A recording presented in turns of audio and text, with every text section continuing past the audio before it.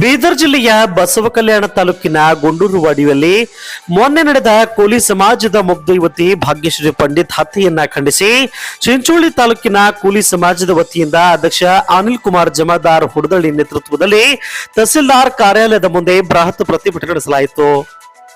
ಪ್ರತಿಭಟನಾಕಾರರು ದುರ್ದೈವಿ ಭಾಗ್ಯಶ್ರೀ ಹಾಗೂ ಅವಳ ಕುಟುಂಬಕ್ಕೆ ನ್ಯಾಯ ಒದಗಿಸಿಕೊಡುವಂತೆ ತಹಸೀಲ್ದಾರ್ ಸುಬ್ಬಣ್ಣ ಜಮಖಂಡಿ ಮೂಲಕ ಮುಖ್ಯಮಂತ್ರಿಗಳಿಗೆ ಮನವಿ ಪತ್ರ ಸಲ್ಲಿಸಿ ಹತ್ಯೆಗೆ ಕಾರಣರಾದವರ ವಿರುದ್ಧ ಕಠಿಣ ಕ್ರಮಕ್ಕಾಗಿ ಒತ್ತಾಯಿಸಿದರು. ಈ ಪ್ರತಿಭಟನೆಯನ್ನ ಉದ್ದೇಶಿಸಿ ಮಾತನಾಡಿದ ಹೋರಾಟಗಾರರು, ನಿರಪರಾಧಿ ಯುವತಿಯನ್ನ ಕಟುಕರು ಕ್ರೂರವಾಗಿ ಕೊಂದು ಹಾಕಿ ಮನುಕುಲ ತಲೆ ತಗ್ಗಿಸುವಂತೆ ಮಾಡಿದ್ದಾರೆ. ಇದೊಂದು ಹೇಯ ಕೃತ್ಯವಾಗಿದ್ದು ಇದನ್ನು ನಾವು ಬಲವಾಗಿ ಖಂಡಿಸುತ್ತೇವೆ.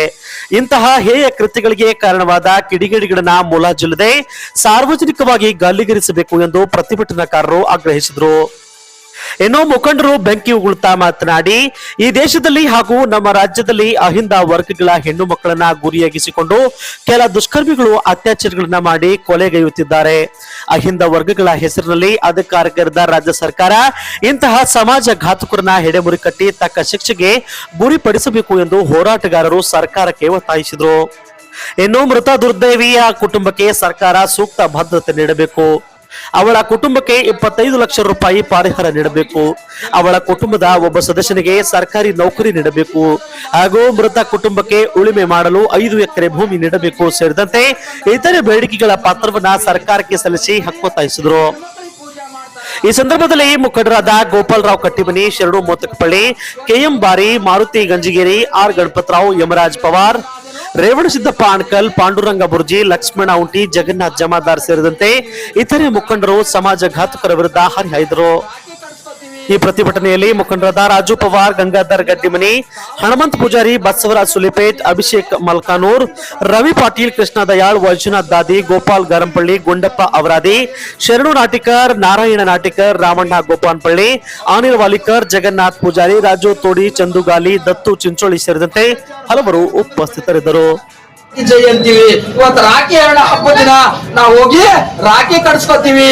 ರಾಖಿ ಯಾಕೆ ಕಟ್ಸ್ಕೊತೀವಿ ಅಂತಂದ್ರ ನಿನಗ ಕಾವಲಾಗಿ ನಾ ರಕ್ಷಣೆ ಕೊಡ್ತೀನಿ ಅಂತೇಳಿ ಕಾಲಿಗೆ ಬಿದ್ದು ಪ್ರಮಾಣ ಮಾಡ್ತೀವಿ.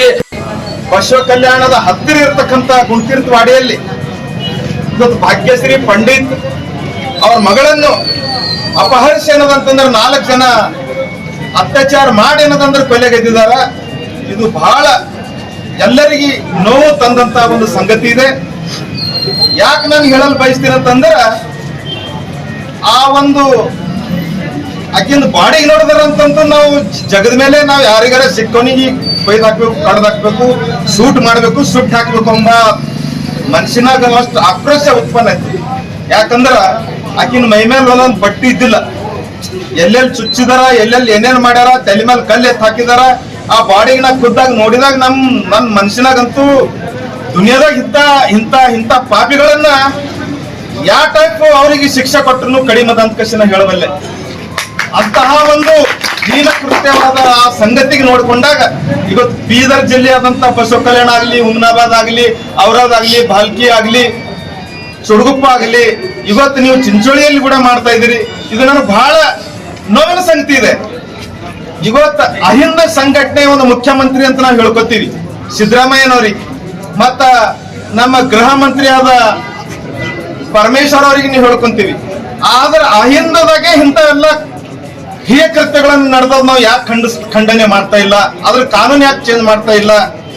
ಕಾನೂನು ಚೇಂಜ್ ಮಾಡ್ತಕ್ಕಂಥ ಧ್ವನಿ ಯಾಕೆ ಎತ್ತಾ ಇಲ್ಲ?